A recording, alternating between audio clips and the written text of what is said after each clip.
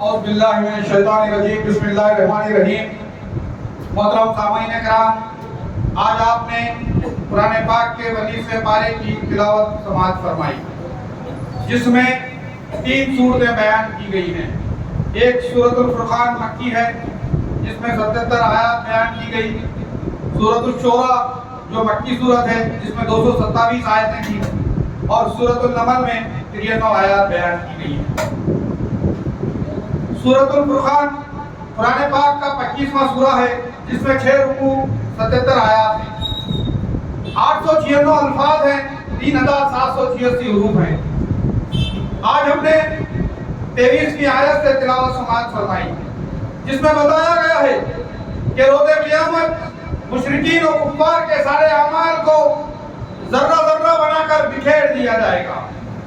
ہوا ان باریک ذروں کو کہتے ہیں جو کسی سوراخ سے گھر کے اندر داخل ہونے والی سورج کی کرن میں محسوس ہوتے ہیں، لیکن اگر کوئی انہیں ہاتھ میں پکڑنا چاہے تو یہ ممکن نہیں ہے۔ پھر اہل جنت کا مقام بتایا گیا ہے کہ روز قیامت وہ بہترین مقام پر ہوں گے اور باعزت گفتگو کیے جائیں گے۔ کافروں کے افسوس کا تذکرہ کیا گیا ہے کہ قیامت کی ہولناکی اور تکلف اور اہل ایمان کی کامیابی کو دیکھ کر کافر افسوس کے بارے اپنی انگلیاں مسلتے ہوئے کہیں گے کہ اے کاش ہم رسول کی بات پر ایمان لے آتے، اے کاش ہم فلاں فلاں کو اپنا معبود اور دوست نہ بناتے، ذکر کر کے آ جانے کے بعد میں گمراہ ہو گیا۔ شیطان انسان کو دھوکہ دینے والا ہے۔ پھر بتایا گیا ہے کہ روز قیامت رسول اللہ سے شکایت کریں گے کہ اے اللہ یہی وہ لوگ ہیں جنہوں نے قرآن کو مذاق بنا لیا تھا۔ پھر قرآن کی حقانیت بیان کی گئی ہے کہ یہ قرآن ایک ساتھ آپ کو اسی لیے نہیں دیا گیا تاکہ آپ کے دل کو مضبوط کیا جائے اور رک رک کر اس کی تلاوت کی جائے۔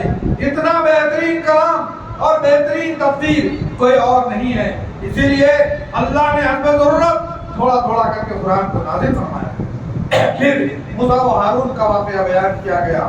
عاد و ثمود، اصحاب الراس، کنویں والے مراد اصحاب الاخدود ہیں، تذکرہ کیا گیا کس طرح ان پر عذاب اللہ نے نازل کیا۔ نفسانی خواہشات کے پیروکاروں کی مذمت کی کہ اے نبی آپ نے اس شخص کو نہیں دیکھا جو نفسانی خواہشات کو اپنا معبود بنا لیا، جس کا ہر کام نفس کی خوشی کو اطمینان کے لیے ہوتا ہے۔ پھر اللہ سبحانہ و تعالیٰ کی قدرت کاملہ بیان کی گئی ہے کہ اللہ سبحانہ و تعالیٰ نے کس طرح سائے کو پیدا کیا۔ اگر چاہتا تو سائے کو ایک جگہ رکا دیتا اور سورج کو دلیل بنا دیتا۔ اسی نے رات کو سکون اور نیند کا ذریعہ بنایا اور دن کو کمانے کا ذریعہ بنایا۔ وہی خوشخبری دینے والی ہوائیں چلاتا ہے، پاک و صاف پانی نازل فرماتا ہے، اسی پانی سے مردہ سوکھی زمینیں زندہ ہو جاتی ہیں، سارے جاندار اور انسان اسی سے سیراب ہوتے ہیں۔ وہی ہے جو 2 سمندروں کے درمیان پردہ بنایا اور میٹھے اور کھارے پانی کو الگ الگ کیا۔ وہی ہے جو انسان کو پانی سے پیدا کیا اور اسے حسب و نسب والا اور داماد والا بنایا۔ اس کے باوجود لوگوں کا یہ حال ہے کہ وہ معبودان باطل کی عبادت میں لگے ہوئے ہیں، جو نہ نفع کی قدرت رکھتے ہیں اور نہ نقصان کی۔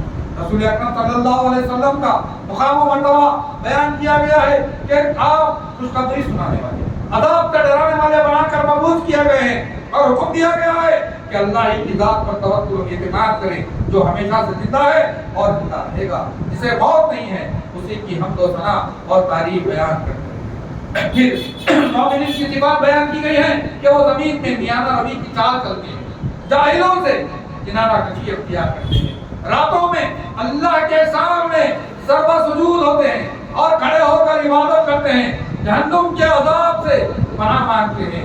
جب وہ خرچ کرنے میں اسراف نہیں کرتے بلکہ اعتدال سے خرچ کرتے ہیں، وہ اللہ کے ساتھ کسی کو شریک نہیں کرتے، نہ آپ کسی کو ختم نہیں کرتے، زنا و بدکاری نہیں کرتے، جھوٹی گواہی نہیں دیتے، لوگوں کو فضول باتوں میں نہیں پڑتے، اللہ کے ذکر کو غور و فکر سے سنتے ہیں اور اپنے لیے اور اپنے اہل و عیال کے لیے دعائیں کرتے ہیں، اور اہل و عیال کو آنکھوں کی ٹھنڈک، متقیوں کا ایمان اور دین کا خدمت گزار بنا دیتے ہیں۔ ایسے مومنین کے لیے جنت کے بالا خانوں کی میزبانی رہے گی اور ان کا استقبال السلام علیکم کے ذریعے سے کیا جائے گا، جو سب سے بہترین کام ہے۔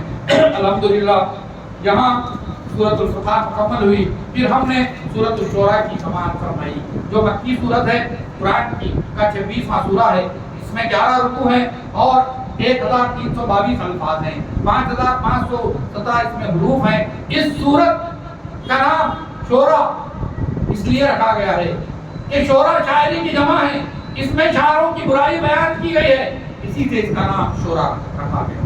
फिर कुरान की हक़ानियत बयान की गई है और रसूल अकरम सल्लल्लाहु अलैहि वसल्लम को तसल्ली दी जा रही है कि हमने एक किताब मुबीन की आयत आप पर नाज़िल किया है, जिसे सुनने के बावजूद ये काफिर ईमान नहीं ला रहे हैं। इस सदमे से क्या आप अपने आप को हलाक कर लेंगे? अगर हम आसमान से कोई और चीज भी नाज़िल करते तो मानने वाली नहीं, क्योंकि उनके पास जो नसीहत अल्लाह रहमान की जानिब से नाज़िल होती इसी का वो इनकार करते। फिर मूसा और हारून का वाक़या तफसील से जिक्र किया गया है, जो फिरौन के दरबार में भेजे गए हैं। ये वाक़या आपने पहले भी सुना है। जब मूसा ने फिरौन के सामने अपने नबी होने का इज़हार किया तो उसने मूसा की एक कमजोरी की जानिब निशानदेही की कि तू तो हमारे दरबार में एक मुद्दत का पाला पोसा हुआ है, फिर और तूने कत्ल जैसा जुर्म भी किया है, राह फरार भी अख्तियार की है। मूसा ने इकरार किया कि मैंने ये जुर्म नादानी में किया था और खौफ के मारे भागा था। फिरौन ने मूसा को जादूगर कहकर खौफ को बरगलाया कि ये तुम पर बड़ाई हासिल करना चाहता है और अपने जादू से तुम्हें जमीन से बेदखल करना चाहता है। फिर हजरत इब्राहिम का वाकया पेश किया गया है कि जब कि उन्होंने अपने कौम को बुतपरस्ती से बात रहने की दावत दी, इब्राहिम ने तौहीद रुबूबियत पेश की कि मेरा रब वो है जिसने मुझको पैदा किया और हिदायत दी, जो मुझे खिलाता भी है और पिलाता भी है, और जब मैं बीमार होता हूँ तो मुझे शिफा भी देता है और मुझे मौत भी देता है और जिंदा भी करता है। इब्राहिम की दुआ का जिक्र किया गया है कि ऐ अल्लाह मुझे कुव्वत फैसला अता फरमा और सालिहीन में मेरा शुमार फरमा, मेरा जिक्र खैर आने वाली उम्मतों में भी बाकी रख, मुझे नेमतों वाली जन्नत अता फरमा, मेरे वालिद गुमराह हैं उनकी बख्शिश फरमा, क़यामत के दिन की रुसवाई से बचा। उसके बाद जहन्नुम का मंजर बयान किया गया। फिर नूह अलैहिस्सलाम और उनकी कौम का तज़किरा किया गया। उसके बाद कौम आद का जिक्र किया गया जिनके नबी हूद थे। फिर सालेह अलैहिस्सलाम की कौम समूद का तज़किरा किया। फिर लूत और उनकी कौम का तज़किरा किया। फिर कौम शुएब का तज़किरा किया जिन्हें असहाबुल कहका जंगल वाली कौम से खिताब किया गया। फिर कुरान मजीद का एजाज़ बयान किया गया है कि ये दोनों जहानों के रब की जानिब से मुनज़्ज़ल है, जिसे जिब्रील अमीन ले आए हैं और आप पर अरबी ज़बान में नाज़िल किया गया है। फिर रसूल अकरम सल्लल्लाहु अलैहि वसल्लम को खिताब किया गया है कि आप अल्लाह के साथ किसी को शरीक ना करें वरना अजाब दिए जाओगे। अपने खानदान और अक़रबा को अल्लाह के अजाब से डराएं और मोमिनों के लिए नरम हो जाएं। जो कोई दावत हक का इनकार करें तो उनसे कहें कि मैं तुम्हारे अमाल से बरी हूँ और अल्लाह पर भरोसा करें। फिर शैतान की शरारत से बचने की तरकीब की गई जो झूठी बातों को फैलाता है। शोरा की बुराई बयान की गई है कि शायरों की पैरवी गुमराह लोग करते हैं जो क़ियाली वादियों में भटकते रहते हैं, सिवाय ईमान लाने वाले और अमल साले करने वालों के, जो अल्लाह का कसरत से जिक्र करते हैं और अल्लाह ही से मदद मांगते हैं। अल्हम्दुलिल्लाह यहाँ सूरत शुरा मुकम्मल हुआ। फिर हमने सूरत नमल की समाअत फरमाई। नमला चूंटी को कहते हैं। ये कुरान का 27वां सूरा है। इसमें 93 आयात हैं, 1165 हुरूफ अल्फाज हैं और 4685 हुरूफ हैं। इसमें अल्लाह रब्बुल आलमीन इरशाद फरमाता है कि कुरान अज़ीम की अज़मत को बयान करता है कि यह कुरान मोमिनीन को बशारत देता है और इन्हें राह रास्त की हिदायत देता है, जो नमाज़ें पढ़ते हैं, ज़कात देते हैं और आखिरत पर यकीन करते हैं। मूसा की नबूवत का वाक़या पेश किया गया है कि जब वो आग की तलाश में निकले तो अल्लाह ने एक ख्वाब पर उनसे मुखातिब हुआ और कहा कि मूसा मैं तुम्हारा रब हूँ, अल्लाह हूँ। फिर अल्लाह ने लाठी और बैसा का मुजज़ा अदा किया और फिरऔन के दरबार में जाने का हुक्म दिया। फिर अल्लाह रब्बुल आलमीन ने दाऊद अलैहिस्सलाम का वाक़या तफसील से बयान किया है कि जो अल्लाह की तमाम नेमतों से सरफराज किए गए थे और इन नेमतों पर वो शुक्रगुजारी बजा लाते थे। सुलेमान को परिंदों की बोली सिखाई गई थी, जिन्नात भी उनके मातहत कर दिए गए थे।